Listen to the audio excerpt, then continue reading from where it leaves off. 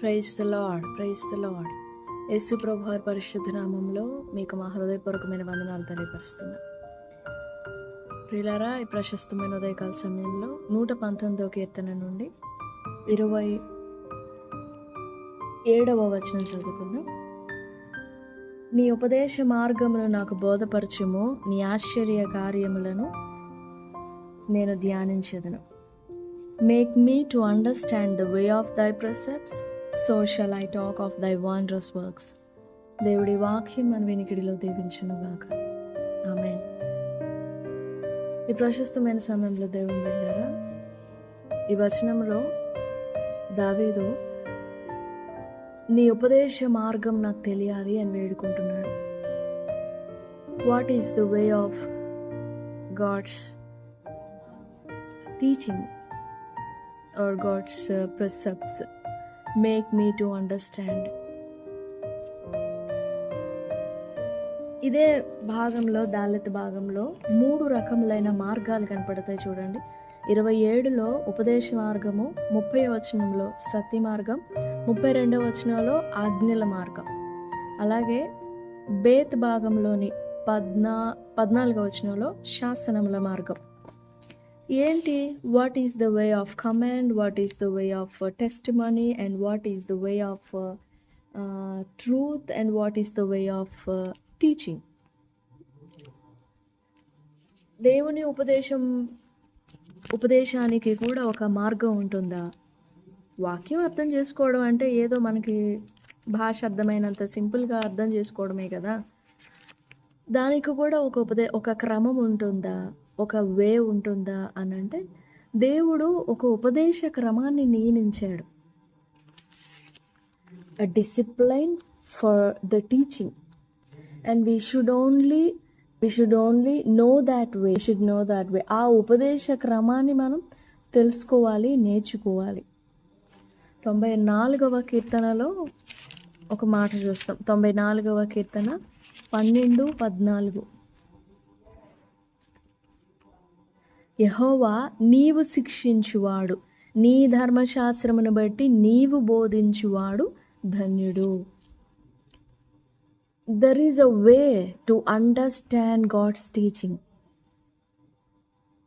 భాష వచ్చిన వాళ్ళు, లేకపోతే చదువు వచ్చిన వాళ్ళు, చదవగలిగిన ప్రతి ఒక్కరూ అర్థం చేసుకోగలిగేది కాదు దేవుని వాక్యం. There is a discipline to learn the way of God's teaching. అప్పుడే దేవుని ఉపదేశము మనము గ్రహించగలము. ఆ ఉపదేశములోని ఆశ్చర్యమైన సంగతులను మనం వివేచించగలుగుతాం. ఈ భాగంలోనే దావీదు అన్నాడు కదా, గీమేల్ భాగంలో చూడండి 18వ వచనం, నీ ధర్మశాస్త్రమునందు ఆశ్చర్యమైన సంగతులను చూచినట్లు నా కన్నులు తెరువుము. ఇంకా 32వ వచనంలో, నా హృదయం నువ్వు విశాలపరిచినప్పుడు నీ ఆజ్ఞల మార్గమున నేను పరుగెత్తెదను. దేవుని ఉపదేశము, దేవుని చేత ఉపదేశింపబడడం వేరు. దేవుని ఉపదేశాన్ని మనం చదువుకొని, మనం అర్థం చేసుకొని, మనం అప్లై చేసుకొని మనము నడవడం వేరు. భక్తి అంటే మనము దేవుడు ఇద్దరు కలవాలి. దేవునితో నడవటమే భక్తి. దేవునితో నడిచినప్పుడు మనం ఒక్కళ్ళమే నడిస్తే కాదు. We have to walk with him, we have to walk with the lord. అందుకే దేవుడు అన్నారు, అపహాసకులు, దుష్టులు, పాపులు వాళ్ళతో నడవకూడదు. 1వ కీర్తన 1వ వచనం, దుష్టుల ఆలోచన చొప్పున నడవద్దు, పాపుల మార్గంలో నిలువద్దు, అపహాసకుల కూర్చుండే చోటను కూర్చుండొద్దు. దుష్టుల ఆలోచన చొప్పున నడవద్దు అని అంటే ఇక మనం లోకంలో బ్రతకూడదా అంటారు కొంతమంది. అపహాసకులు కూర్చుండే చోట కూర్చోవద్దు అని అంటే ఇక మనం లోకంలో ఎక్కడ మాట్లాడకూడదా, ఎవరితో స్నేహం చేయకూడదా అంటారు కొంతమంది. బట్ వాళ్ళతో కూర్చుండకూడదు అని అంటే you should not agree with them, you should not walk along with them. దేవుని బిడ్డలారా, మన వ్యక్తిగత జీవితం బిల్డ్ చేసుకోవడానికి, మన వ్యక్తిగత జీవితాన్ని కట్టుకోవడానికి దేవుని యందు ఉపదేశింపబడడం, దేవుని చేత బోధింపబడడం. ఇందాక చదివాం కదా 94 కీర్తనలో, నీవు బోధించువాడు. ఎఫెసీ పత్రికలో ఉంటుంది, క్రీస్తు నందు ఉపదేశించబడుట.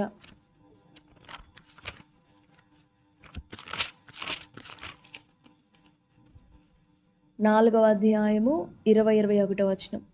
ఆయన యందు ఉపదేశింపబడము, ఆయన యందు బోధింపబడము. ఎలా దాన్ని అర్థం చేసుకుంటామో, how we will be taught by him అని అంటే, ఆయన చేత ఎలా బోధింపబడతాము అని అంటే, దానికి ఒక క్లియర్ ఎగ్జాంపుల్ 16వ కీర్తనలో దావీదు అంటాడు. 7వ వచనం 8వ వచనం, నాకు ఆలోచనకర్త అయిన యెహోవాను స్తుతించెదను, రాత్రి గడియలలో నా అంతరింద్రియము నాకు బోధించుచున్నది. మన అంతరంగము దేవుని ఎదుట నీళ్ల వలె కుమ్మరింపబడినప్పుడు విల్ బి నిల్, రిక్తముగా ఏమీ ఉండదు, ఖాళీగా ఉంటాం.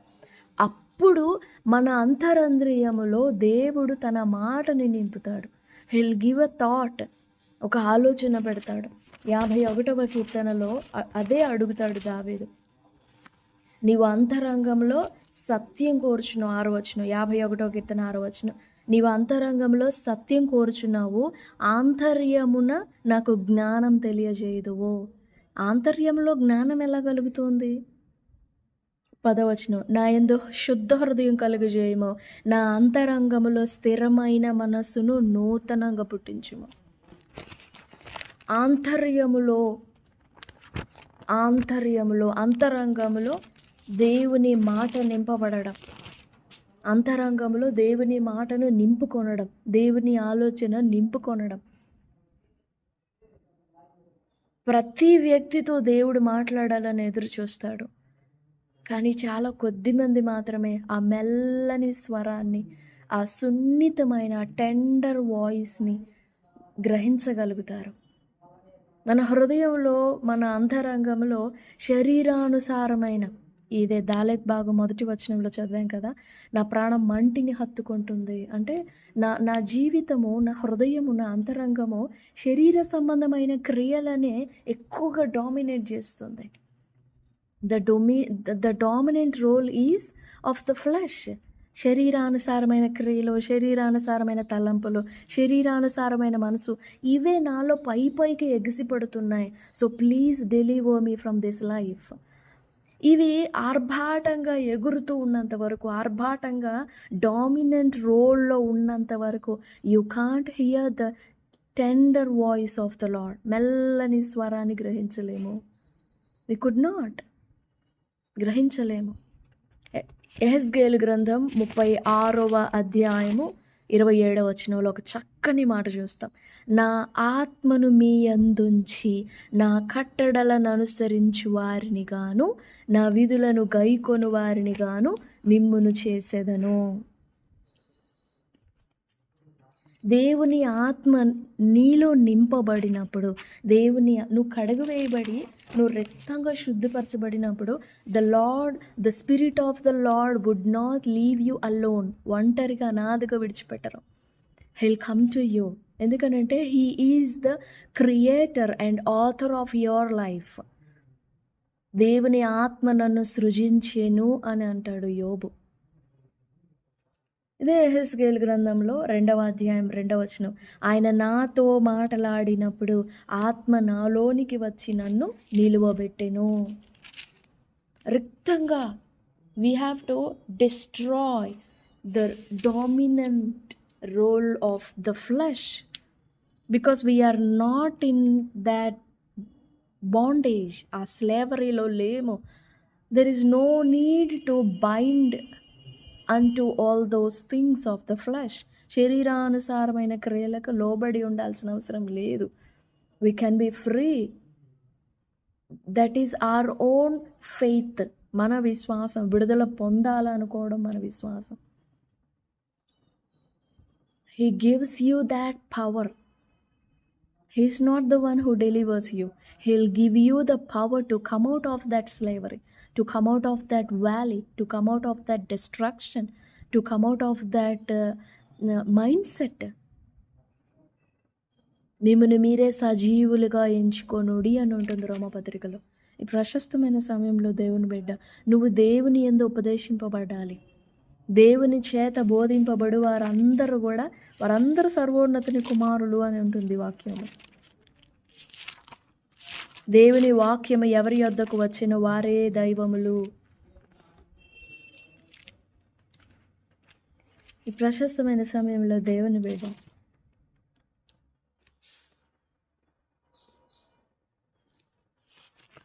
దేవుని మాటను పొందుకోవాలి, దేవుని మాటను గ్రహించాలి, దేవుని మాటను స్వీకరించాలి, ఆయన మాటల యందు బోధింపబడాలి.